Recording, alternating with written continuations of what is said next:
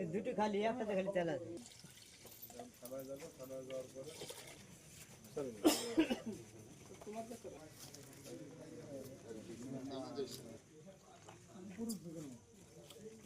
গোপন সংবাদের ভিত্তিতে জানতে পারি গাংনী থানাধীন সাহেবনগর বাজারে অবৈধভাবে তেল সরবরাহ হচ্ছে। আমি তাৎক্ষণিকভাবে ঊর্ধ্বতন কর্তৃপক্ষকে অবহিত করিয়া ঘটনাস্থলে আসি। ঘটনাস্থলে এসে দেখতে পাই একটি লরি থেকে জনৈক রিপনের দোকানে তার একটা সার এবং কীটনাশকের দোকান। সেখানে সে 3টা ব্যারেলে অলরেডি তেল নামানো হয়ে গেছে। তখন আমি এসে তাদেরকে জিজ্ঞাসাবাদ করি যে এই তেলটা কোথা থেকে নিয়ে আসলেন।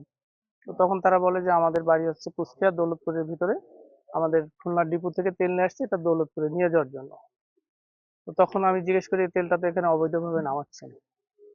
পরবর্তীতে তাৎক্ষণিকভাবে তারা কোনো বৈধ কাগজপত্র বা এখানে সরবরাহের কোনো কাগজপত্র দেখাতে পারবে না। পরবর্তীতে এখন এখানে যে 600 লিটার তেল জব্দ করা হয়েছে এবং এখানে জিম্মায় রাখা হয়েছে, বাকি বিষয়ের আইনগত ব্যবস্থা প্রক্রিয়াধীন আছে।